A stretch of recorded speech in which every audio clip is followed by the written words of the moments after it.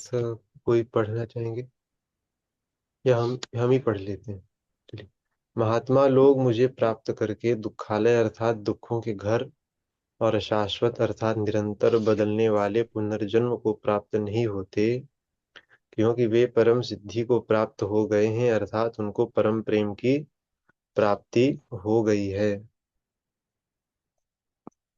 तो इस श्लोक में हम देखते हैं कि भगवान स्वयं को प्राप्त जो जीव कर लेता है उसको क्या प्राप्त होता है और किससे उसको छुटकारा मिलता है, दोनों चीजों की चर्चा करते हैं।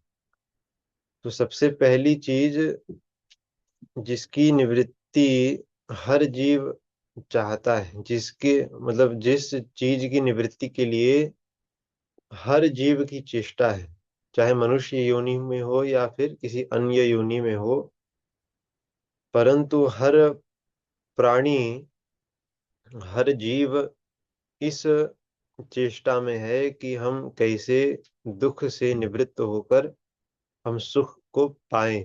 और सुख कैसा? शाश्वत सुख।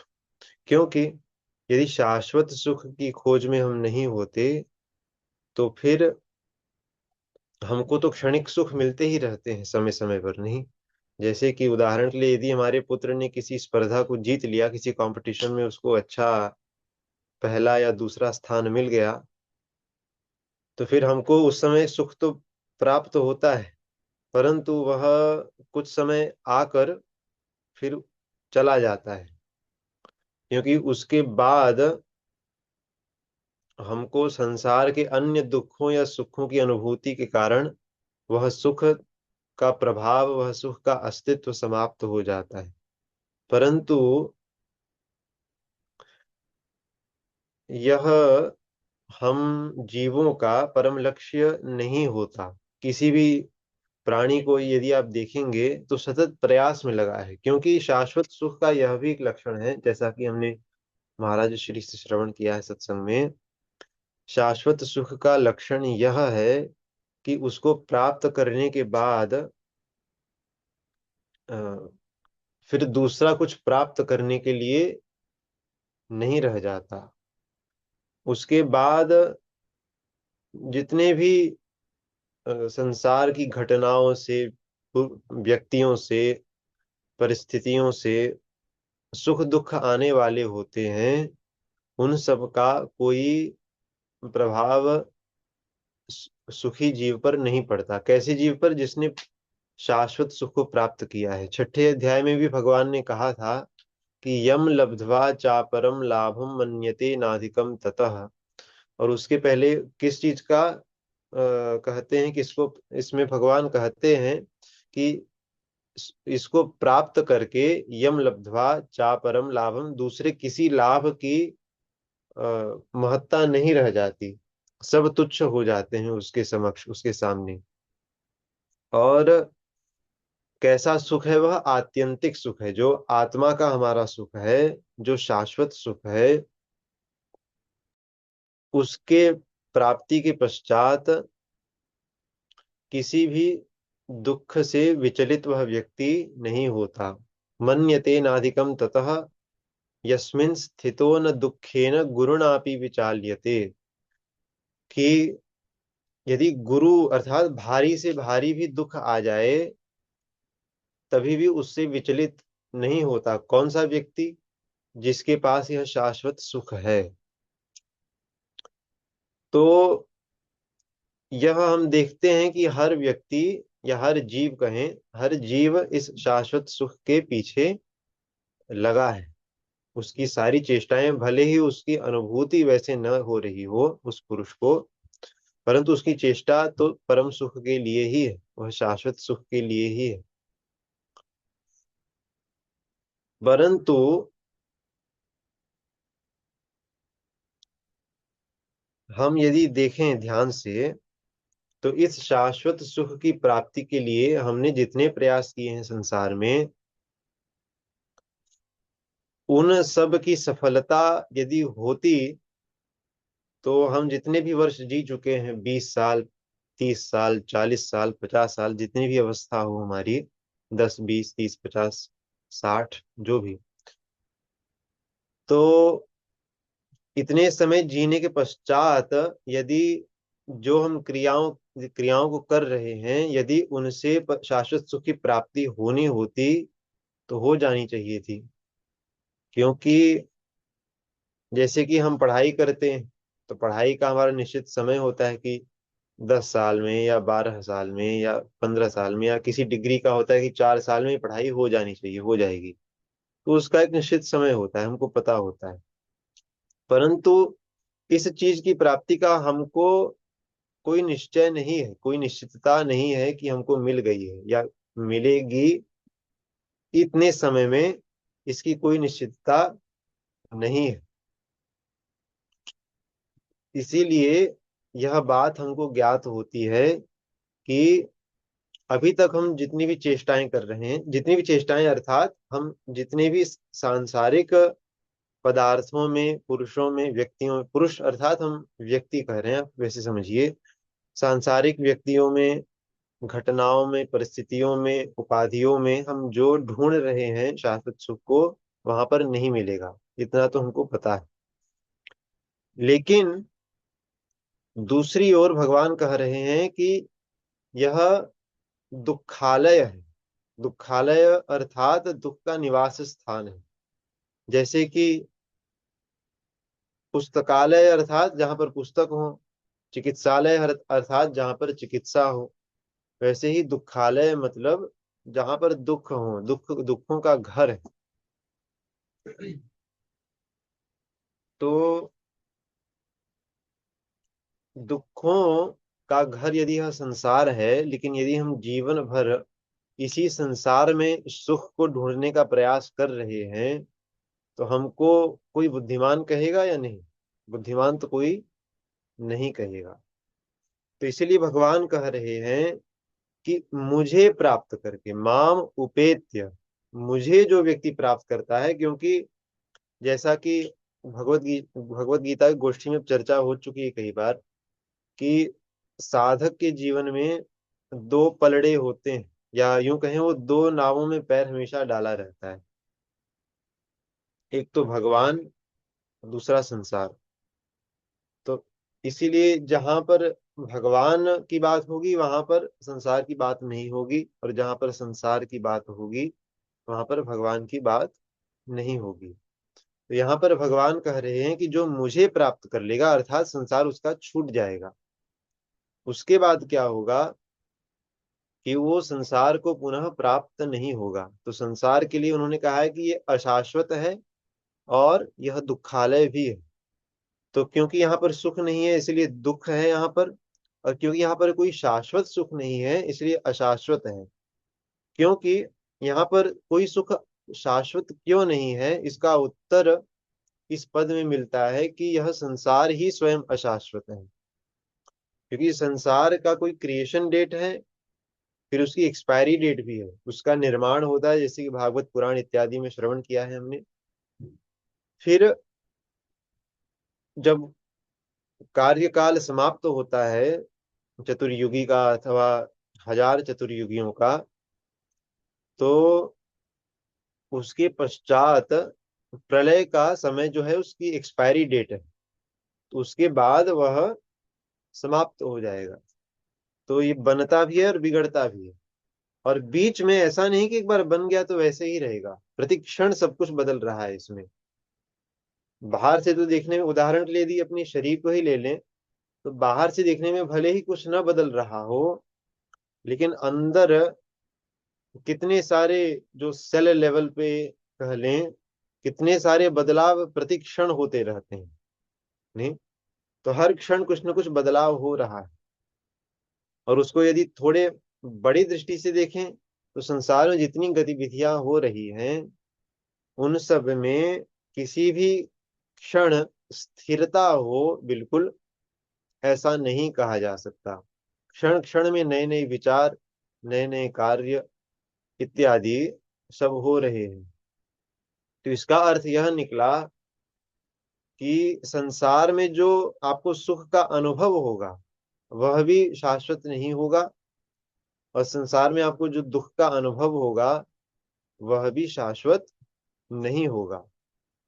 परंतु क्योंकि हम जीव हैं, तो हमको तो चाहिए शाश्वत आनंद, शाश्वत सुख, क्योंकि हम स्वयं सनातन जीव हैं। तो हमको चाहिए सनातन सुख। इसके लिए हम भगवान को, भगवान कह रहे हैं कि जो मुझे प्राप्त करेगा तब उसको यह दुखालय अशाश्वत संसार नहीं मिलेगा, क्योंकि मैं स्वयं सनातन पुरुष हूँ। भगवान सनातन है।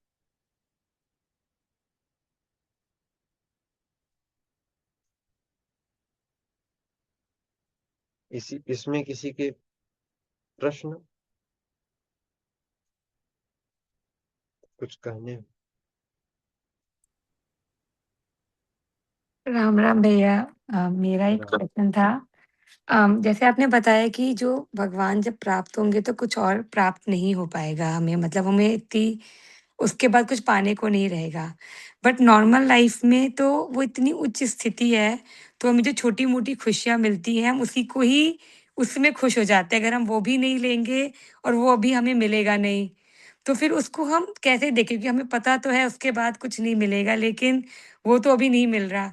तो हम छोटी-छोटी खुशियों को ही, मतलब उसको ही रेलिश और एन्जॉय करना चाहते हैं। तो उसमें भी, बट ये भी सही नहीं है। तो फिर कैसे सोचें अपनी इस लाइफ़ को?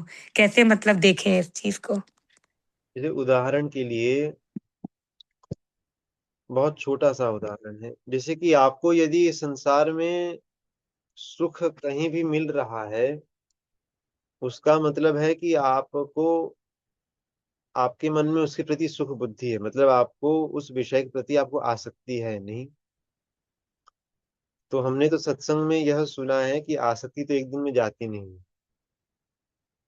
आसक्ति मिटाने के लिए तो जो साधन बताए गए हैं, नाम जप सत्संग सेवा आदि, उन्हीं का आश्रय लेने पर धीरे धीरे छूटेगा। मतलब कोई एक दिन में ये जाएगा नहीं। जैसे आप कह रही हैं ना कि हम हर चीज को रिलिश करना चाहते हैं, तो ऐसा यदि हम अचानक सब बंद कर देंगे कि ये सोचकर कि हम आज से कुछ आनंद नहीं लेंगे, कुछ भी ऐसा कुछ नहीं करेंगे जो अच्छा नहीं लगता, तो फिर वो कुछ दिन के बाद चलेगा नहीं। तो इस जो विधि है उसके अनुसार चलने पर धीरे धीरे स्वयं, यदि साधना सही चल रही होगी, तो धीरे धीरे स्वयं जो हमारा विषयों के प्रति संग है वह धीरे धीरे ढीला होने लगेगा। यही प्रश्न था आपका या कुछ और था? हाँ, नहीं यही था, मैं समझ गई हाँ। जी। और किसी कुछ कहना हो?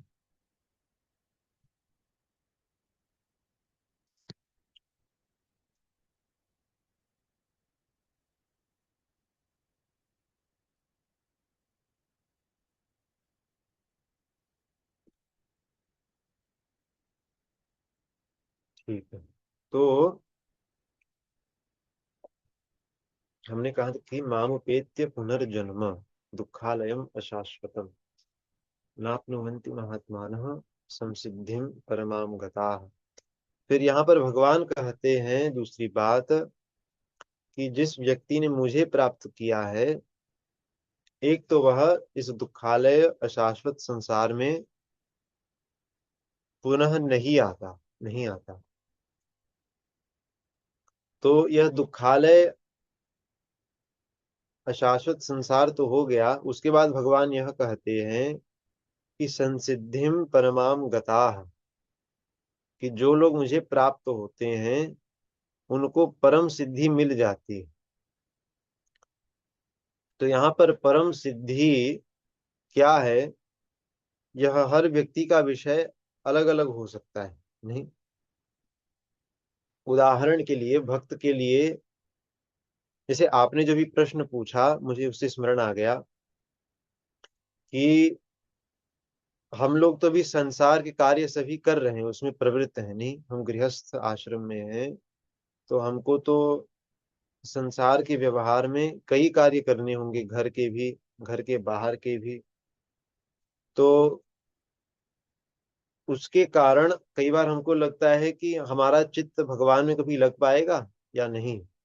लेकिन भक्ति या प्रेम की ध्वजा यदि किसी को कही कहा जाता है, तो वो गोपियों को कहा जाता है, जो स्वयं घर के परिधि में रहकर उसी में अपने सारे कार्यों को करते हुए पति की सेवा, पुत्रों की सेवा और घर के जितने कार्य हैं उन सभी को संपादित करते हुए गोपियां परम प्रेम में हमेशा रत थीं कि नहीं भगवान की? थीं। क्योंकि उनका जो चित्त था वह इस संसार में रत नहीं था। उनका जो चित्त था वह भगवान में लग गया था। और कितना लगा था, हम जो गाते हैं हर शनिवार को, करार विंदेन पदार विंदम, उसमें जो तीसरा श्लोक आता है, विक्रेतु कामाखिल गोप कन्या मुरारी पादार्पित चित्त वृत्ति दध्याधिकम मोहवशाद वोचत गोविंद दामोदर माधवेति। और उसके बाद गृहे गृहे गोप वधूः कदम्बा सर्वे मिलित्वा समवाप्य योगम पुण्यानि नामानि पठन्ति नित्यम गोविंद दामोदर माधवेति। तो जो गोपियां हैं उनके उदाहरण का यदि हम दर्शन करें, उसमें हमको यह दिखता है कि उनकी चित्तवृत्ति इतनी लग गई है, मुरारी पादार्पित चित्त वृत्ति ही, कि जब वे दही आदि को बेचने जाती भी हैं बाजार में, तो उनकी चित्तवृत्ति तो लगी है भगवान में। तो कई बार दही दही ले लो, इसके बदले में वो कहती हैं कि गोविंद ले लो, दामोदर ले लो, माधव ले लो। उनको यह भान नहीं होता कि वो किस चीज को बेच रही हैं। और फिर कहते हैं कि पुण्यानि नामानि पठन्ति नित्यम, सदैव जितने भी गृह कार्य कर रहे हैं, गृहे गृहे गोपवधू कदम्बा सर्वे मिलित्वा समवाप्य योगम, वे भगवान के पावन नामों का पठन करते करते उन्होंने योग को प्राप्त कर लिया है। अर्थात परम सिद्धि को उन्होंने प्राप्त कर लिया है। तो इससे हमको क्या दिखता है कि जो हम सामान्य जन, हम अपने आप को सामान्य जन मानते हैं, मतलब अर्थात कि हम विरक्त वेश में नहीं है, अर्थात हम अभी हम परिवार में ही रहकर भजन कर रहे हैं, ऐसे लोगों के लिए यहाँ पर उदाहरण मिलता है कि किस प्रकार संसार से मन हटे। यहाँ पर उत्तर दिया गया है कि भगवान के पवित्र नामों का पठन करते हुए उनमें चित्तवृत्ति जब लग जाए हमारा, तब स्वाभाविक ही हमको परम योग, परम सिद्धि प्राप्त हो जाएगी। तो यहाँ पर समसिद्धि का यही अर्थ होगा। तो फिर यहाँ पर यह बात आ सकती है कि यहाँ पर चलिए हम रुक जाते हैं, भी किसी कुछ कहना है, कुछ पूछना हो तो पूछिए पहले, तो बाद में। राम राम राम जी। राम राम राम। राम राम। यहाँ पे प्रश्न ये आ रहा है कि आपने कहा कि जैसे गोपियों का नाम लिया जाता है परम भक्तों में भगवान के, और अपना गृहस्थ धर्म निभाते हुए भी वो भगवान को कभी भूलते नहीं है और उनमें मस्त रहते हैं। हम्म। पर यहाँ सवाल मेरा ये है कि जैसे वो जब थे तब भगवान उनके समक्ष थे, हम्म। और जब भगवान का अवतार होता है तो वातावरण वैसे भी एकदम कहते हैं कि एकदम अच्छा रहता है। आजू बाजू कहीं पर भी कुछ भी गलत कार्य भी नहीं होते, और जो जहाँ पे वो रहते हैं वहाँ पे, तो वहां पे तो ये ऐसा लग रहा है, ऐसा सोचने में आ रहा था कि वहां पे तो ये स्वाभाविक है कि उनको प्रेम हो सकता है क्योंकि भगवान उनके साथ थे। पर हमारे जैसे केस में कि हम तो यहाँ पे गृहस्थ धर्म में और कलयुग में है, और भगवान का जन्म तो अभी हम उनका नाम ले ले वही बड़ी बात है। तो हम्म। उसमें हमको कैसे वैसे गोपियों जैसे भक्त की आ, तुलना कर सकते हैं, और अगर करना है तो वो यानी चेष्टा भी कैसे कर सकते हैं, और अगर उनके जैसे नहीं और शुरुआत भी करनी है तो कहाँ से शुरुआत करनी चाहिए, क्योंकि वो वातावरण और ये वातावरण पूरा अलग है। तो ये समझना था। इसमें दो तरह से हम देख सकते हैं। एक तो उत्तर, एक तरह से देखें तो जो कल महाराज श्री चर्चा कर रहे थे, हम अपने आसपास जितने भगवत भक्त हैं, नहीं, उनकी सेवा के बारे में यदि हम विचार करें तो उससे हमारी चित्तवृत्ति भगवान में तो लगनी आरंभ होगी, यह होनी चाहिए। देखिए इसमें भी बड़ा ही कैच वाला सिचुएशन है, मतलब एक कैच है, मतलब एक ध्यान देने वाली बात है कि कई बार ऐसा भी होता है कि भगवत भक्तों के साथ भी हमारा सांसारिक संबंध ही रह जाता है। उसकी बात नहीं है। जब हम कहते हैं भगवत भक्तों की सेवा, अर्थात वहां पर सांसारिक सांसारिक संबंध की, मैं सांसारिक हमारे संबंध है उसकी मैं बात क्या कर रहा हूँ, उससे मेरा उद्देश्य यह है। उदाहरण के लिए, हम भगवत भक्तों से मिले, लेकिन बातचीत हुई 4 घंटे, उसमें भगवान का स्मरण एक भी बार नहीं आया, तो फिर क्या ये हम भगवत भक्त की सेवा कर रहे थे? क्योंकि भगवत भक्त की सेवा का फल होना चाहिए कि भगवान का चिंतन होना चाहिए।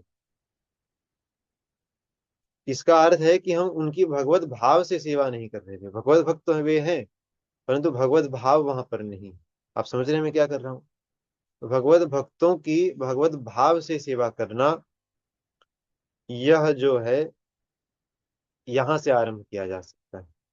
आप कुछ सोच रहे हैं, ऐसा लग रहा है। हाँ, यहाँ पे मैं यही सोच रहा था कि जैसे भगवत भक्तों में भगवत भाव देखना, तो जब सत्संग में आते हैं हम्म। तो सत्संग में हमारा जो 3 दिन सत्संग होता है, या फिर हम जब ऑनलाइन भी होते हैं, तो वहां तक तो सभी भगवत भक्तों में भगवत भाव ही होता है हम्म। वहां पे, क्योंकि वो वातावरण गुरुजी ऐसा बना देते हैं कि वहां पे हम अ, अगर कुछ ऐसा सोचना भी चाहे तो भी नहीं सोच पाते हैं, और वहां पे हमेशा इच्छा सेवा की रहती है भगवत भक्तों की। पर जो हम्म। बाकी के दिवस है कि जिसमें हम भगवत भक्त के अलावा भी बहुत सारे लोगों को मिलते हैं जो भगवत भक्त नहीं है, और हम भी कुछ यानी हम भी नहीं है, हम भी बनने का यानी एक प्रयत्न दिखावा कर रहे हैं। तो उसमें कैसे ये भाव लाएंगे जब हम हमेशा जैसे गोपियों का जैसा था कि हमेशा उनमें रहते थे, भगवान में रहते थे, क्योंकि गुरुजी की छत्र छाया में तो हम ये कभी नहीं सोचते हैं और हमारा ये भाव भी नहीं आता, पर ये जब छत्र छाया नहीं होती है तो उसमें कैसे ये सब भाव लाए, ऐसा क्या मतलब करे कि सत्संग में जिसमें आप वो नहीं रहे। हैं। सत्संग में नहीं। हाँ ठीक है। सत्संग में जब नहीं है, उसके लिए भी उत्तर इसी में था कि भगवान का नाम जप करें। जो गोपियां पुण्यानि नामानि पठंती नित्यम, भगवान का नाम जप करें। एक दूसरी चीज जो हमने सत्संग में सुनी है महाराज श्री से, कि अपने विचारों को प्रयास करें कि इस दृष्टि से सोचने के लिए कि सेवा के प्रकल्प या अपनी साधना के प्रकल्प, अपनी चित्तवृत्ति को उस तरफ बनाने का प्रयास करें सदैव। मतलब बार बार यह स्मरण हो कि हमारा लक्ष्य क्या है, हमको क्या सेवाएं करनी है, उनमें हमको कैसा प्रयास करना है। अथवा समझ रहे हैं आपका, आप धीरे धीरे अपने चिंतन को ये गोपियों की स्थिति अंततोगता क्या है? चिंतन की ही तो चिंतन की ही तो बात है। बाहर से देखेंगे तो जो सामान्य गांव में माताएं करती हैं कार्य, वही सब तो कर रही थी गोपियां। तो बाहर से तो कुछ अंतर नहीं है, अंतर केवल अंदर का है, जिनके कारण गोपियां प्रेम की ध्वजा कहलाती हैं। क्योंकि उनकी चित्त वृत्ति पूरी तरह से भगवानमय हो चुकी है। तो वो कैसे करें? तो उसके लिए अपने प्रयास, ये सदैव प्रयास रहना चाहिए कि हमारा चिंतन जो हो वो इन सब चीजों के आसपास हो। तो ये चिंतन कैसे बनेगा उन सब चीजों में, जब हमारी ये कहते हैं ना दिन की सारी एक्टिविटीज उसी के आसपास घूमने वाली होंगी। जैसे जॉब को छोड़ दीजिए, जॉब में तो आपको वहां पर ध्यान देकर काम करना है, परंतु हम बात कर रहे हैं जैसे जॉब में भी मान लीजिए कहीं ब्रेक मिला है बीच में, तो उस समय पर आपकी चित्तवृत्ति कहाँ पर है, या आप क्या करते हैं उस समय पर। तो आप जिस चीज को करते हैं उसके अनुसार आपकी चित्तवृत्ति बनेगी नहीं। जिस चीज आप मान लीजिए किसी सेवा के उस ब्रेक मिला, उसमें आपने आधे घंटे में कोई सेवा का कार्य कर दिया, उसमें आपकी चित्तवृत्ति भगवानमयी हुई कि नहीं, मतलब सेवा की दृष्टि से हुई कि नहीं। उसमें भी हो सकता है, उसमें भी सेवा भी क्रिया हो सकती है बिना भगवानमय हुए। लेकिन यदि यह भाव हो कि यह भगवान की सेवा है या फिर ये भगवान के भक्तों की सेवा है, तब फिर वो भगवानमय हो जाएगी। जी। क्योंकि हाँ, क्योंकि देखिए यदि हम वैष्णव जनों से भी मिलें, परंतु 4 घंटे मिलकर भी हमारी चर्चा संसार की ही हुई हो पूरी, कि ये कैसे करना चाहिए, वो कैसे करना चाहिए, या ये क्या कर रहे हो, वो क्या कर रहे हो, आदि आदि, तो वास्तव में वैष्णव संग नहीं हुआ वो। क्योंकि वैष्णव संग मतलब आप उसमें उनमें भगवान को देखें, भगवत भाव करें, तब संग माना जाएगा। नहीं नहीं तो फिर तो ये तो आप जैसे व्यवहार करते हैं बाकी संसार में वैसे ही व्यवहार करेंगे, तो फिर वो बात नहीं है। तो जब मैं सांसारिक संबंध की बात कर रहा था, मेरा मतलब वही था, जैसे कि हम कई जिस सत्संग में पहुंचे, लेकिन वहां पर कोई, समझ रहे हैं, बस यहाँ वहां की बात यदि होती रहे, तो वो हमारा मतलब था। धन्यवाद राम जी। हाँ। राम राम। किसी और को कुछ कहना हो, कुछ प्रश्न हो?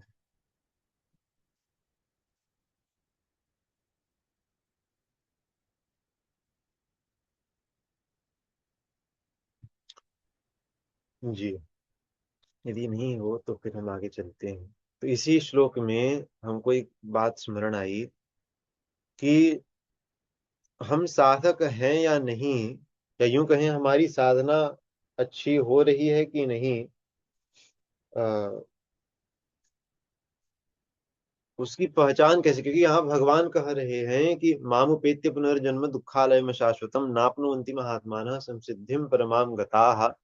जो दुखालय अशाश्वत संसार से छूट जाते हैं, नहीं, ये सिद्धों की स्थिति भगवान ने यहाँ पर वर्णित की है। तो हम तो सिद्ध नहीं है, क्योंकि अन्यत्र भी भगवान ने सिद्धों की चर्चा की है। तो हम इस बात पर आते हैं कि यहाँ पर भगवान ने कहा है कि सिद्ध वह है जिसने शाश्वत सुख को प्राप्त किया है और दुखालय अशाश्वत संसार से निवृत्ति प्राप्त कर ली।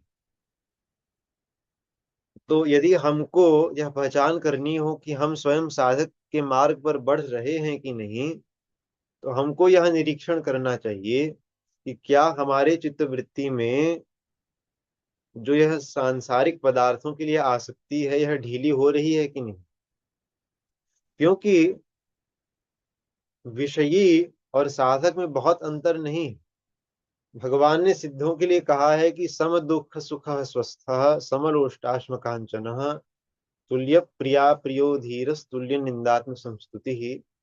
आगे आगे भी उन्होंने कई लक्षणों का वर्णन किया है, जैसे मानापमानयोस तुल्य, तुल्यो मित्रारिपक्षयोः, सर्वारंभ परित्यागी गुणातीत स उच्यते। गुणातीत सिद्ध वही है जो मान अपमान में सम हो, दुख सुख में सम हो, शत्रु मित्र में सम हो, आदि। तो इन सब लक्षणों का स्मरण करके भगवान ने सिद्धों की स्थिति का वर्णन किया है। तो इसका मतलब है कि जो विषयी और साधक हैं, दोनों लोग अभी उस समभाव में स्थित नहीं है। तो विषयी जो है, विषयी का लक्षण क्या है, उसको अशाश्वत संसार के क्षण अशाश्वत सुख यदि प्राप्त होते हैं, तो वह बड़ा हर्षित हो जाता है कि हमको अमुक चीज मिल गई, हमको अमुक चीज मिल गई, इसका बड़ा सुख रहता है। वो कब तक रहता है, जब तक कि कोई उससे भी बड़ा शाश्वत सुख क्षमा कीजिए, अशाश्वत सुख, या फिर उससे कोई बड़ा दुख, अशाश्वत दुख संसार का न आ जाए। तो क्या कह रहे थे, हाँ। तो जो विषयी होता है वह ऐसे सुख को प्राप्त करके सुखी हो जाता है, और संसार के दुख को प्राप्त होकर दुखी हो जाता है। साधक का लक्षण क्या होना चाहिए, इसके विपरीत होना चाहिए। कि यदि साधक के मन में ऐसा होना चाहिए कि यदि संसार का दुख आ रहा है, तो साधक को प्रसन्नता का अनुभव इसलिए होना चाहिए क्योंकि उसको पता है कि इस संसार के दुख से यहां पर यदि मेरा संग छूट रहा है तो भगवान में मेरा संग बढ़ेगा। कि साधक वह है जिसका लक्ष्य भगवान हो। साधक का लक्षण यही है, जिसके लक्ष्य भगवान हैं वह साधक कहलाता है वास्तविक रूप से। तो यदि साधक के जीवन में दुख आता है तो वह प्रसन्न इसलिए हो जाता, वो दुख के लिए प्रसन्न नहीं होता, वह प्रसन्न इस बात को सोचकर होता है कि अब मेरा चित्त भगवान में लगेगा। मेरी जो चित्त वृत्ति है, मेरा जो संग है संसार के सुख से, वह ढीला हो रहा है और उसके बदले में भगवान में लग रहा है। तो यह अंतर एक है। तो इससे हम भी अपना अपना नाप सकते हैं कि क्या हम वास्तव में भगवान को, भगवान की ओर बढ़ रहे हैं कि नहीं। यदि हम अभी भी जब करते करते 10 साल 15 साल 20 साल 30 साल हो गए, लेकिन अभी भी संसार की आसक्ति इतनी दृढ़ बनी है कि छोटे से छोटे सुख में हमको बहुत ही हर्ष उल्लास का अनुभव होता है, और छोटे से छोटे अपमान में, जैसे मान लीजिए यदि किसी ने कुछ चीज कहीं पर गलती से, उसको पता भी ना हो, उसने आपकी इच्छानुसार किसी आपको उसने, क्षमा कीजिए, उसको आपने कहा था कि आपको अमुक चीज अमुक जगह पर ऐसे रख देनी है इतने बजे, तो वो करने में उसको कुछ त्रुटि हो गई, मान लीजिए गलत स्थान पर रख दिया या फिर गलत समय पर रख दिया, तो आपकी इच्छानुरूप यदि न हो पाया और उसमें ही आप बड़े ही दुखी या क्रोधित हो जाएं अभी भी, लेकिन जब करते करते 10 साल 20 साल 25 साल 30 साल बीत गए, तो यह समझना चाहिए कि अभी भी हम साधना के मार्ग पर उतनी दृढ़ता से नहीं चल पाए हैं जितनी दृढ़ता से चलना चाहिए था। या यूं कहें, जो हमको फल प्राप्त होना चाहिए वो अभी तक हो नहीं रहा है, इस चीज का अनुभव करना चाहिए।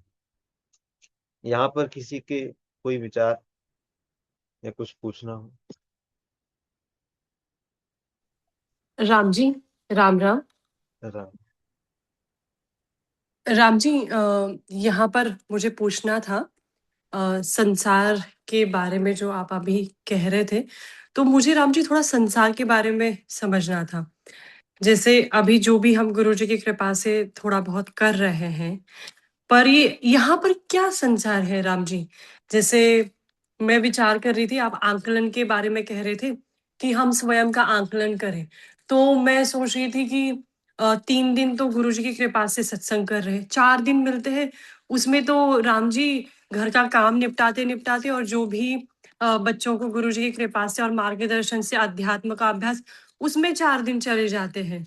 तो फिर ये संसार क्या है यहाँ पर? मतलब भारत में तो अलग बात है, पर यहाँ पर अपने लिए क्या संसार है जो भी हम अध्यात्म मार्ग में जो अभी प्रयास कर रहे हैं गुरु जी की कृपा से? हाँ।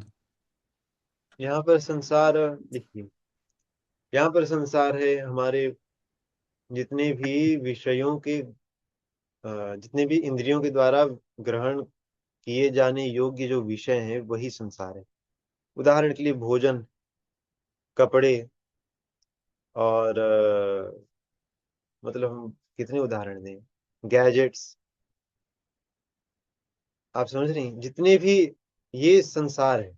संसार, संसार मतलब पृथ्वी या वैसे वो भी है, वो संसार ही है।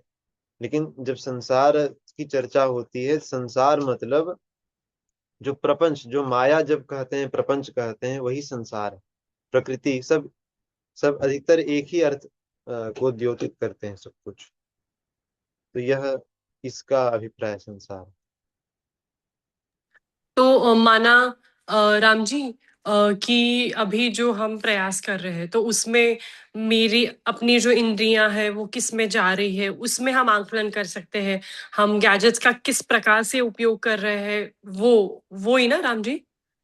जी, मतलब आप अपने आसपास जो पदार्थ हैं, जैसे एक तो है कि भोजन भोजन सभी को करना है, इसकी चर्चा शायद पिछले शुक्रवार को भी सत्संग में हुई थी। लेकिन भोजन में क्या करना है? भोजन में ऐसा कुछ पाना है जो हमारी साधना में हमारे मन को सात्विक करे, हमारे मन को शांत करे, या ऐसा कुछ करना है जो थोड़ा अपने मन को उत्तेजित करे, क्षणिक सुख के लिए, अशाश्वत सुख के लिए। ये उदाहरण है। दूसरा, केवल पदार्थों में ही नहीं, आसपास के व्यक्तियों में भी। जैसे यदि हमारे, मान लीजिए हमारे पुत्र ही हैं, हमने उनको कहा था कि इतने बजे ये कर देना, उनके हित के लिए नहीं कहा था, हमने अपने लिए कहा था कि मुझे इतने बजे भोजन ये चाहिए ही चाहिए। उदाहरण के लिए मान लीजिए कि हमने कहा कि तुम ये बनाओ इतने बजे और मुझे इतने बजे मिल जाना चाहिए, और ये डाल देना। तो किसी कारण गलती से कुछ छूट गया या फिर समय पर नहीं दे पाए, तो यदि 10 15 20 साल बाद भी, साधना करने के बाद भी यदि हमको क्रोध आ रहा है, हम उनसे रिसिया जाने को क्या कहेंगे, रूठ जा रहे हैं, तो समझना चाहिए कि अभी आ, या समझ रही है ना, कई बार मन में खेद हो रहा है, तो समझना चाहिए कि अभी साधना ठीक से नहीं हुई है, मतलब कहीं ना कहीं कोई अपराध हो रहा है, या हमारा लक्ष्य भी पक्का ही नहीं हुआ है, या हम, समझ रही हैं, आपको तब देखना चाहिए कि क्या है। तो संसार मतलब भगवान के अलावा सब कुछ संसार है। भगवान का जो स्मरण ना दिलाए, भगवान के स्मरण से आपको जो दूर करे, सब कुछ संसार है, चाहे उसका स्वरूप भगवान में ही क्यों न हो। जैसे हमने कुछ समय पहले उल्लेख किया था, जैसे वैष्णव के साथ संग, यदि हम वैष्णव के साथ मिल रहे हैं, लेकिन हमारा जो चिंतन का विषय है वो भगवान या भगवत संबंधी नहीं है, तो फिर वह वास्तव में वैष्णवों का संग नहीं हुआ। वो तो आपने जैसे और लोगों के साथ मिलती, वैसे यहाँ भी मिल रही है। ये अंतर है। भगवान के अलावा सब कुछ संसार राम राम राम जी। है। राम।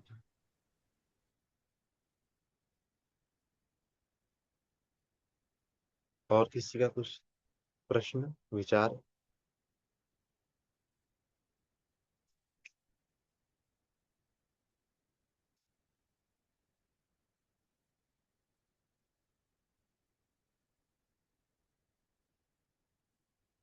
शायद कल भी ऐसा प्रश्न आया था, क्योंकि कल भी ऐसा यही प्रश्न था, जोई जोई प्यारो करे सोई मोहि भावे।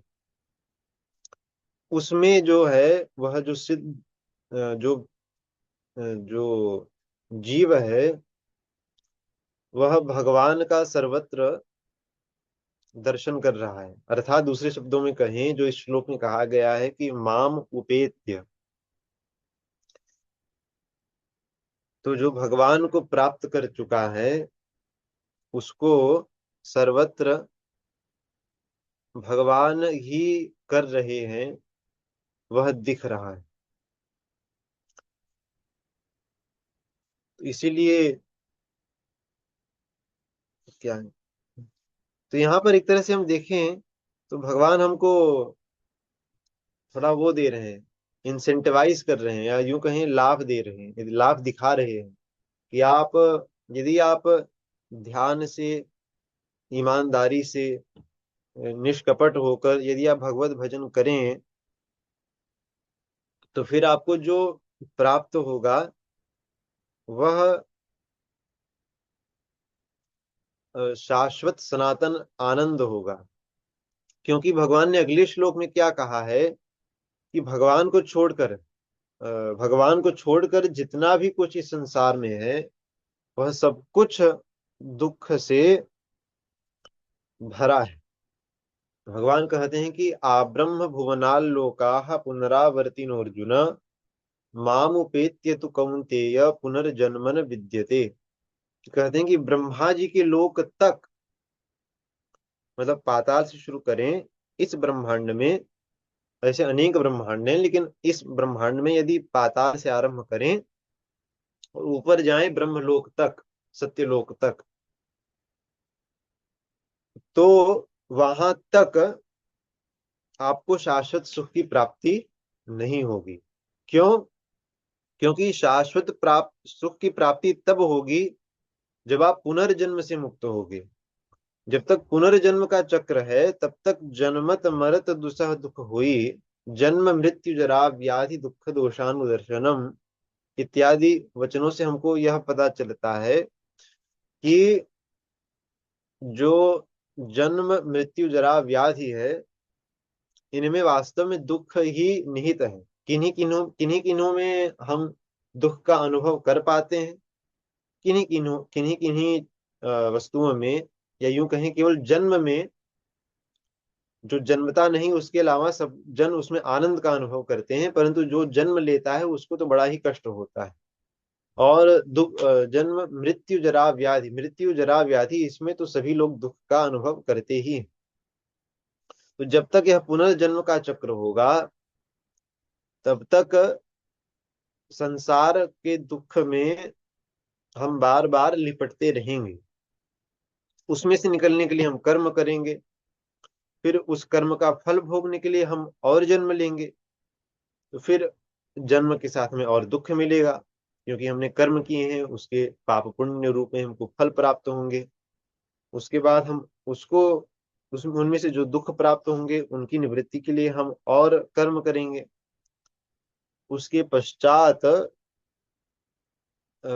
इस प्रकार से यह जो चक्र है वह चलता ही रहेगा। इसलिए भगवान कहते हैं कि ब्रह्मा जी के लोक से नीचे पाताल तक ये आवागमन का जो चक्र है वह चलता ही रहेगा। लेकिन जिसने भगवान को प्राप्त किया, अर्थात सनातन पुरुष कौन है? सनातन पुरुष भगवान ही है। तो हम भी सनातन है, सच्चिदानंद, हम भी सनातन जीव हैं, भगवान सनातन परब्रह्म हैं, और उनको प्राप्त करके ही सनातन आनंद की प्राप्ति होगी, ऐसा हमको पता चलता है।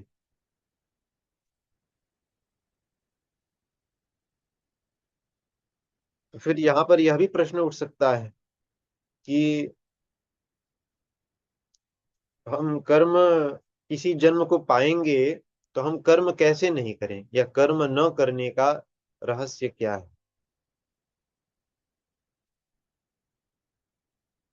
आप में से कोई बताएंगे? यदि किसी कोई प्रश्न हो तो पहले पूछने, मैं इसलिए पूछा कि मुझे लगा कोई प्रश्न नहीं है। किसी को कुछ बोलना है, पूछना है तो पूछ सकते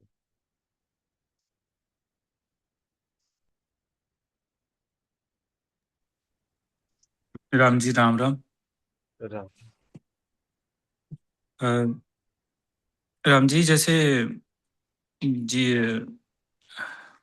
प्रत्येक दिन की जो क्रिया के अंदर जो हमारे छोटे मोटे, जैसे साक्षी जी ने भी कहा कि जो हमारी छोटी मोटी ऐसी स्थितियां होती है जिसमें हमें वो चीज़ मिल जाती है, कभी वो चीज़ नहीं मिलती है, तो वो चीज़ मतलब अब इस पथ पे अगर मिल गई तो हमने उसको भगवान जी की कृपा समझी, नहीं मिली वो भगवान जी की अति कृपा समझी। इसे ऐसे मानते हुए चलते जाना इस पथ पर, तो ये भी मतलब एक तरह से वो हमने उस चीज को मांगा, तो क्या उसको भी हम अपनी आसक्ति ही माने उस चीज को, कि जीवन जीने की हाँ, कि भगवान जी ने हमें। इस सत्संग में एक और चीज महाराज श्री ने कही है कि वास्तव में वो जो आपको उपलब्धि लग रही है वो भगवान की कृपा नहीं होती। माने, लेकिन भगवान कृपा करके आपको, साधकों या भगवत भक्तों को कम से कम कृपा करके सुख बहुत नहीं देंगे। आप समझ रहे हैं? उदाहरण के लिए जैसे मान लीजिए कोई वैष्णव है और भगवत कृपा से उनके पास बहुत लक्ष्मी है, क्योंकि उनके परिवार में पहले से बहुत लक्ष्मी है। इसमें भगवान की कृपा इस दृष्टि से समझें कि वह उनके अंदर यह अभिमान न आ जाए कि मैं बहुत लक्ष्मीवान हूँ, बहुत धनवान हूँ। भगवान ने लक्ष्मी भेजा है, आप समझ रहे हैं, परंतु वास्तव में उस लक्ष्मी में भी उनको, यदि वो जी। क्या बोलते हैं, एकदम बड़े ही दृढ़ साधक होंगे तो वो लक्ष्मी भी उनको असल में बाधा दिखेगी। क्योंकि धन क्या है? धन तो बस माया का एक बहुत प्रबल परिवर्तित स्वरूप है। नहीं, धन अपने साथ 15 दुर्गुण ले आता है। भागवत में आया है, स्तेयम हिंसा नृतम दंभ दंभ काम क्रोध स्मयो मदः भेदो वैरम विश्वासो संस्पर्धा व्यसनानि च। चोरी, हिंसा, झूठ बोलना, काम, क्रोध, वैर करना आदि, नहीं, व्यसन, व्यसन का कारण मतलब कितने सारे अनर्थ लेकर अर्थ आता है। तो जो दृढ़ साधक होगा, इस दृष्टि से भगवान की कृपा है कि मेरे अंदर अभिमान ना आ जाए, मैंने कुछ नहीं किया उसको पाने के लिए, क्योंकि मेरे जितना पुरुषार्थ कई लोग कर रहे होंगे, लेकिन धन मुझे प्राप्त हो गया, इसमें भगवान की कृपा का दर्शन कर ले। परंतु भगवान को पाने की दृष्टि से उसको उस धन में, क्योंकि धन भी संसार का है, उस धन में हेय बुद्धि करके या बाधा समझ करके उससे पिंड छुड़ाना चाहिए। कैसे? उसको दान देकर, उसको भगवत सेवा में लगाकर। क्योंकि यदि वह धन को बाधा नहीं समझेगा तो एक न एक दिन वह धन उसको गिरा देगा, किसी न किसी गलत काम में प्रवृत्त उसको कर देगा। इसलिए धन उसको विघ्न के रूप में दिखना चाहिए। और उस विघ्न का शमन कैसे होगा? उसका सही जगह पर नियोजन कर देने से। जी। तो यही आपका प्रश्न था, या एक मिनट, आपका प्रश्न क्या था कि, फिर से बोलिए, मैं पता नहीं हाँ, पूरा उत्तर दिया कि नहीं। नहीं, बराबर आपने जो मतलब जो साधक को, या फिर अगर साधक इस पद पे ना भी, मतलब हाँ, ये तो प्रश्न तो उसी के लिए है कि जो साधक को भी अगर कुछ चीज मिल जाए तो उसमें भी उसको अ, उसमें आसक्ति देखनी चाहिए कि उसने वो मांगी थी और भगवान ने दे दी, या भगवान ने सुलभ कर दी, तो उसमें भी उस चीज को ऐसे आसक्ति ही देखनी चाहिए थी कि, और मतलब ये भी है हाँ कि अगर हाँ, समझ नहीं गए। दिया। जैसे मान लीजिए कि आप, एक बहुत साधारण उदाहरण है, कुंती माता ने भगवान से दुख क्यों मांगा? मतलब हम नहीं कह रहे कि जाकर दुख मांगना है, लेकिन हम सोचने के लिए यह बात कर रहे हैं कि कुंती माता ने भगवान से दुख क्यों मांगा? क्योंकि दुखों से भगवान का स्मरण बहुत अधिक होता है। नहीं, जी। जी। सुखों में भगवान का स्मरण कम होता कई है। बार नहीं होता। नहीं होता। तो कहने का आशय यह है कि जिससे भगवान का चिंतन हो, साधक को वह चाहिए। मतलब हम नहीं कह रहे कि जाकर हम कष्ट मांगे भगवान से, कि हम तो मतलब वैसे ना करें, परंतु सदैव जो सांसारिक सुख हमको प्रतीत हो रहे हैं उनमें सदैव दुख बुद्धि करके, हेय बुद्धि करके हमको अभ्यास करते रहना चाहिए। ये अभ्यास होना चाहिए कि ये सब संसार में कुछ, इन सब पदार्थों में वास्तव में कुछ सार तत्व नहीं है। और जितना हो सके मतलब भगवान से प्रार्थना करें, जो आवश्यक हो उतने भर के लिए प्रार्थना करें और भगवान के ऊपर छोड़ दें। तो उसमें क्या बोल रहा था मैं?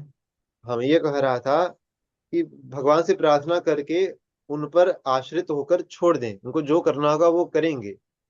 और सुख मान लीजिए किंचित, मान लीजिए कदाचित सुख आ भी गया, उसको हम ये सोचें कि शीघ्रातिशीघ्र इस सुख का भगवान की सेवा में कैसे उपयोग हो सकता है, तो फिर अपनी क्रियाओं को उस अनुसार बदलें।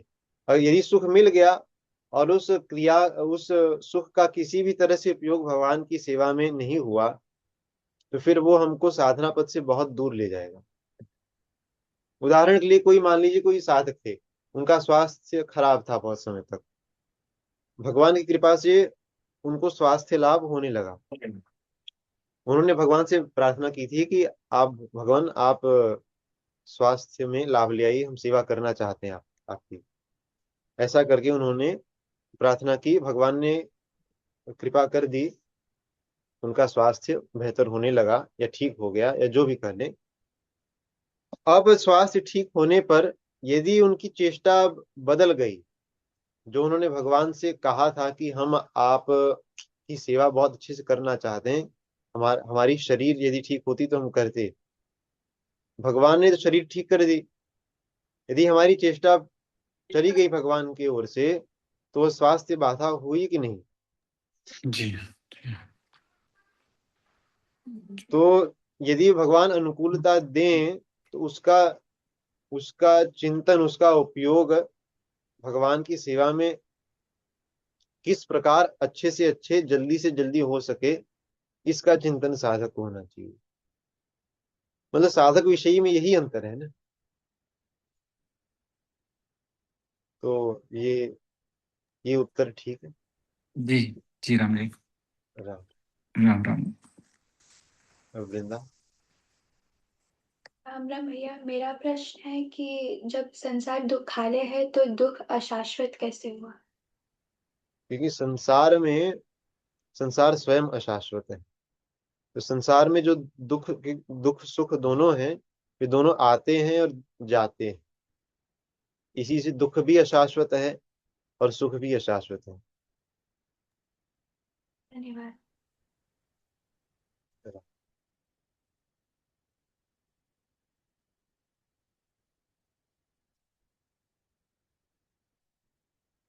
और किसी को कुछ कहना, पूछना?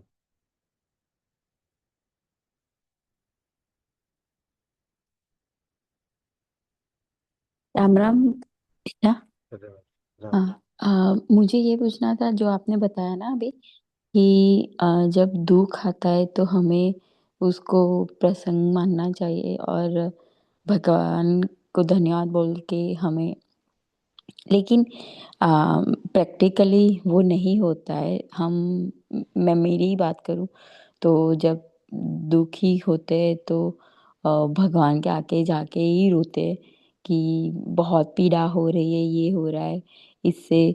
तो आ, हमें भगवान से क्या कहना चाहिए और क्या भगवान से, करना, जी, भगवान से ही प्रार्थना करें।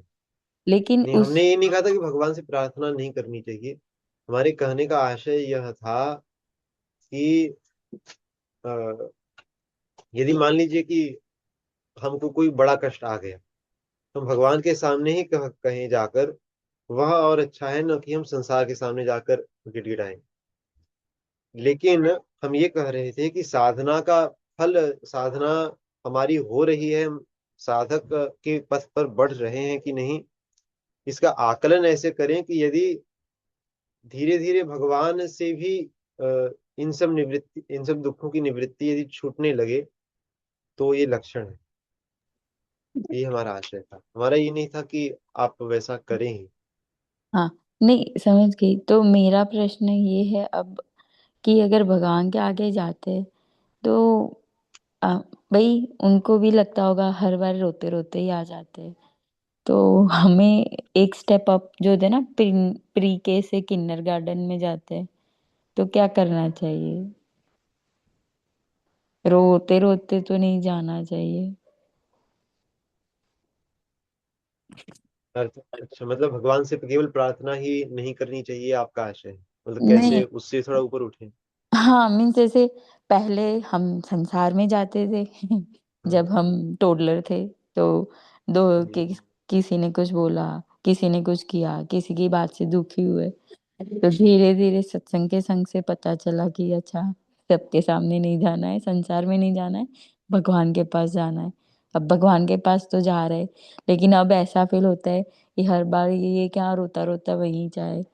तो क्या क्या अब क्या करें, नेक्स्ट स्टेप इम्प्रूवमेंट हमें अपने आप में क्या करना चाहिए? भगवान के आगे रो तो रहे, लेकिन वो नहीं करना, क्योंकि वो भी अब अच्छा नहीं लगता कि वो भगवान के सामने रो के उनको क्यों दुखी करना है। मतलब इसका उत्तर तो, मतलब अच्छा, मैं समझ गई आपका मैं उत्तर। इसका उत्तर यह होगा कि ये जो आप कह रही हैं, ये सब चीजें स्वतः आप उठने लगेंगे इससे ऊपर। मतलब आपसे मेरा अभिप्राय है, कोई भी साधक इस स्थिति से तब उठने लगता है जब उसकी साधना धीरे धीरे होने लगती है और वो भजन दृढ़ होता है, तो उससे क्या होता है कि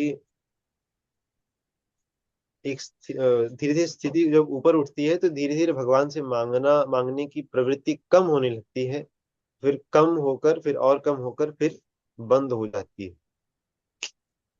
क्योंकि देखिए, निर्भर करता है कि ये भी सोचने की बात है।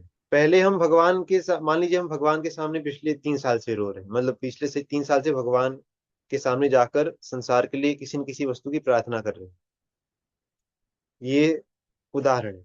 मान लीजिए हमने 2022 से हमको ये लगा कि नहीं, हमको संसार के सामने नहीं जाना है, भगवान के सामने ही जाकर अपने दुख को व्यक्त करना है। 2022 से आज अभी 2026 है, तो 4 साल हो गए। इसमें 2022 में हम जिन चीजों के लिए भगवान के सामने प्रार्थना करते थे, क्या वे चीजें बदली हैं? मतलब उनका स्तर थोड़ा ऊपर उठा है? पहले मान लीजिए कि हम किसी उदाहरण के लिए, हम बच्चे हैं, किसी खिलौने के लिए रोते थे भगवान के सामने, लेकिन अब हम इसलिए रो रहे हैं कि हमारा स्वास्थ्य बहुत खराब है, आप ठीक कर दीजिए, मुझे सेवा करनी है। तो दोनों में ही हम भगवान के सामने रो रहे हैं, उसमें भी अंतर है कि नहीं? हाँ हाँ, है, अंतर है। जी। तो भगवान के ही सामने जाकर अपना दुख व्यक्त करें, और सदैव चेष्टा यह हो कि यदि दुख के लिए रो भी रहे हैं, दुख को व्यक्त भी कर रहे हैं, उसमें भाव ये हो कि हमको भगवान के मार्ग पर यह कष्ट हमको बाधा दे रहा है, आपके मिलने से, आपकी सेवा करने से हमको बाधा हो रही है, जो भी कष्ट है, ये उत्तम पक्ष है।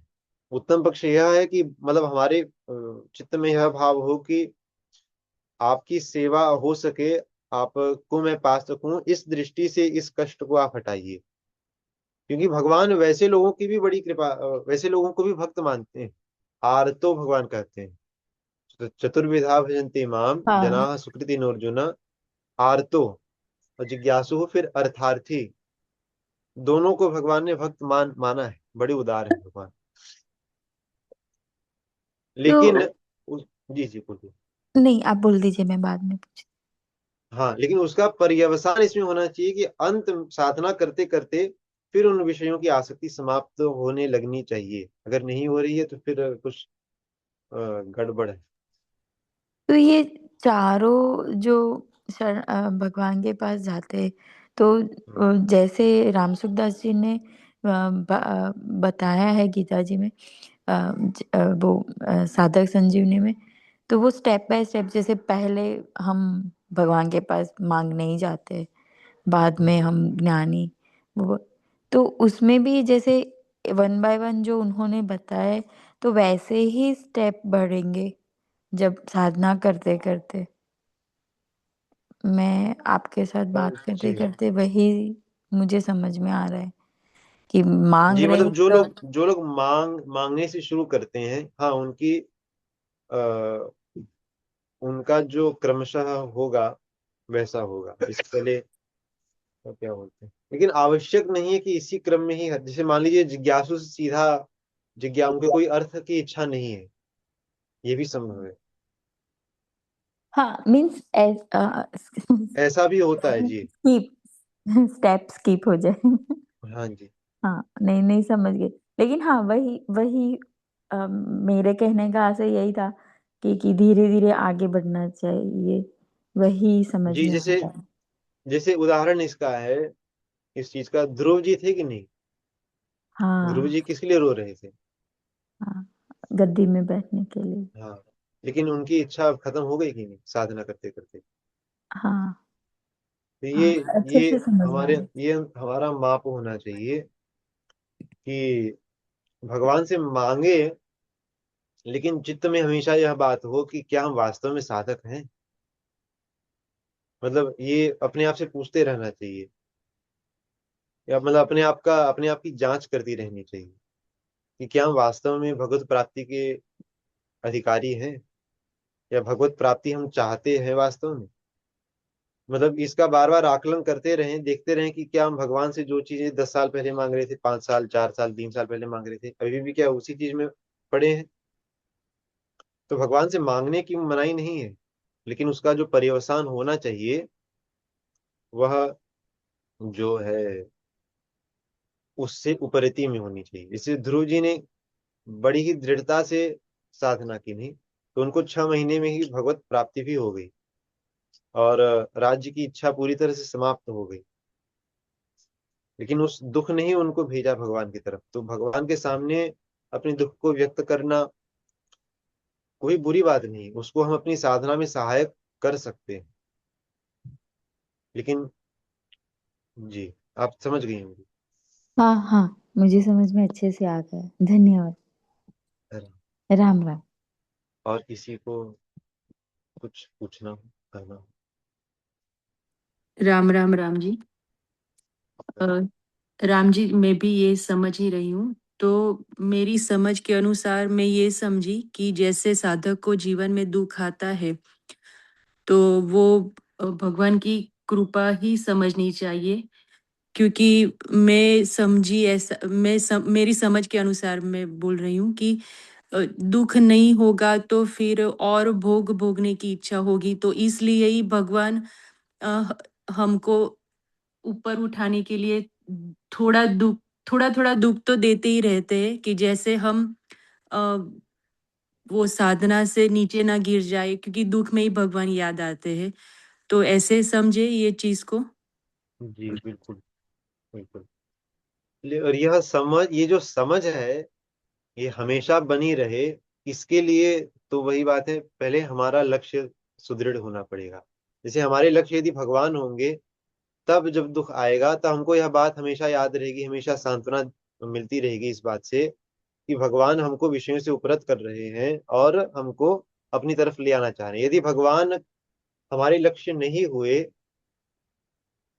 तो फिर दुख आने पर संभव है कि दुखों से भगवान के ऊपर ही रुष्ट हो जाए या भगवान से दूर हो जाए। यह भी होता है नहीं कि किन्हीं किन्हीं लोगों में कि दुख आया और समय पर नहीं गया तो फिर हम नास्तिक होने लगे। नास्तिक नहीं हो गए मान लीजिए, लेकिन नास्तिकता की झलक आने लगी हमारे अंदर। हम्म। यह बिल्कुल तो इसलिए हमें सबसे बड़ी बात है कि हमारा लक्ष्य पक्का हो जाए। हाँ। मतलब हम हमारे जीवन में हमको पता रहे कि हमारे जीवन के पर मतलब हमारी जब मृत्यु हो तो उसके बाद हमको कहाँ पहुंचना है हाँ। और जीते जी ही हमको किस स्थिति को प्राप्त करनी है। जब ये बात सदैव दृढ़ रहेगी तो उस लगन से सारे कार्य होंगे और फिर जीते जी ही मुक्त हो जाएंगे। फिर जीते जी ही जितनी भी चीजें हैं सब चीज, क्योंकि हम जब समभाव की बात करते हैं तो समभाव जैसे हम कहते हैं ना कि सभी में समान चीज को देख रहे हैं। जैसे शुक्रवार को थी कि पंडिता समदर्शिनः, या फिर दूसरी जगह है सम दुख सुख स्वस्थ आदि आदि। ये जो समभाव है ये वास्तव में सिद्धों की स्थिति है। हम यदि ये मतलब आपके लिए आपके प्रश्न से मतलब चर्चा ही कर रहा हूं मैं कि ये जो समता की स्थिति है ये सिद्धों की स्थिति है। यदि हम जो हैं सिद्ध नहीं है तो हमको तो हमेशा, यदि हम साधक हैं तो हमको हमेशा संसार के सुखों में दुख की भावना करनी चाहिए और दुखों में सुख की भावना करनी चाहिए।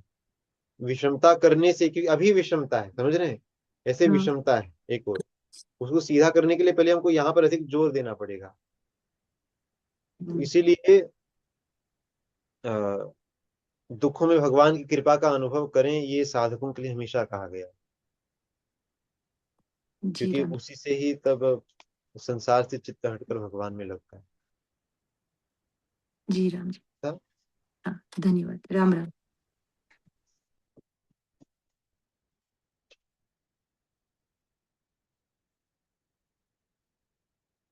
और किसी के यदि कोई कुछ न हो प्रश्न या विचार, लग तो नहीं रहा। जय श्री राम भैया। प्रणाम जैसे भैया। एक चीज और मैं सोच रही थी कि ये सब जो चल रहा है प्रसंग, उसमें कि एक तो हमारा प्रारब्ध होता है, एक भगवान जी की कृपा होती है, और जो दुख आता है वो प्रारब्ध के कारण भी आता है, और शायद भगवान जी, क्योंकि हमें अपना प्रारब्ध तो भुगतना ही है, तो और भगवान जी की कृपा होती है तो हमको जितना परेशान, अगर हम उनकी शरण में नहीं जाएंगे तो हम शायद ज्यादा परेशान होंगे, और अगर हम उनकी शरण में रहेंगे तो वो उस दुख से हमें इजीली बाहर निकाल सकते हैं। जी। दूसरी बात, इसका ऐसे भी दर्शन करें कि इसे प्रारब्ध में आपके लिखा है। प्रारब्ध तो कहाँ से बनता है? अपने कर्मों से। जिसे कि कहते हैं ना कि हमने इस जन्म में क्रियमाण कर्म किए, उससे एक संचित का बड़ा वो बना, खान हमारी बनी, और उसमें से कुछ निकाल कर प्रारब्ध में इस जन्म के लिए आ गया। लेकिन अब इसमें देखिए, यदि भगवान को इसी जन्म में किसी का मतलब विशेष रूप से को कृपा हो गई, तो पूरा पूरा संचित उठाकर इसी जन्म में दे देंगे। प्रारब्ध में से, संचित में से कितना निकल कर इस शरीर में आता है, इसमें हम भगवान की कृपा का दर्शन कर सकते हैं कि नहीं। जैसे हम कोई कहे कि भगवान की कृपा नहीं है तो प्रारब्ध है, तो इसमें भी प्रारब्ध में भी तो है ना कि कितना प्रारब्ध इस शरीर का है। जी, तो अगर ज्यादा दुख है तो हम ये माने कि हमें हमारा प्रारब्ध संचित कर्म से ज्यादा प्रारब्ध बन के हमारे पास आ रहा है, ताकि हम इससे जल्दी से निकल सकें इस चीज से बाहर। जी, भगवान की कृपा वैसे दर्शन करें, जी मतलब जी जो थोड़ा टेक्निकल माइंड की दृष्टि से होता है। जी जी जी जी जी जी। जय श्री राम। जैसे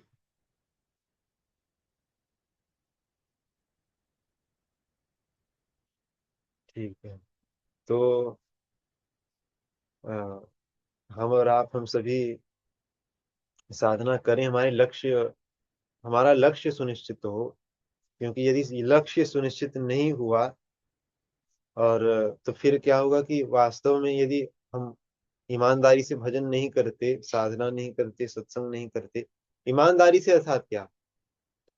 ईमानदारी से अर्थात भगवान को लक्ष्य रख कर यदि हम ये सब नहीं करते, तो वास्तव में ये सब क्या कहें, ये दिमाग की एक तरह से खुजली है, बुद्धि की खुजली है बस सब कुछ, यदि उसको अपने आचरण में न उतारे। तो इसी का हम स्वयं चिंतन कर रहे हैं अपने आप के लिए। तो यदि और किसी के कोई विचार या प्रश्न न हो, तो आज के लिए यहीं पर हम विराम करते हैं। राम राम सभी।